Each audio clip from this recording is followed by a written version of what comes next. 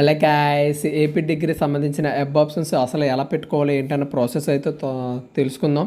So ఇప్పుడు వరకు అయితే ఈ ఛానల్ ఎవరైనా సబ్స్క్రైబ్ చేసుకోకపోతే సబ్స్క్రైబ్ చేసుకొని బెల్ ఐకాన్ అయితే యాక్టివేషన్ చేసుకోండి.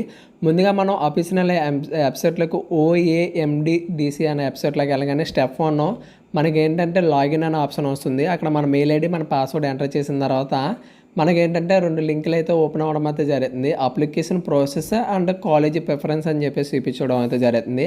సో మీరైతే కాలేజీ ప్రిఫరెన్స్ దగ్గర మీరు క్లిక్ చేసిన తర్వాత మనకైతే కాలేజీ లిస్టు అంటే కాలేజీ ఏ గ్రూప్లో ఉన్న గ్రూపుల పేరు, తర్వాత డిస్ట్రిక్ట్, తర్వాత గవర్నమెంట్ కాలేజా ప్రైవేట్ కాలేజ్ అయితే చూపించడం అయితే జరుగుతుంది.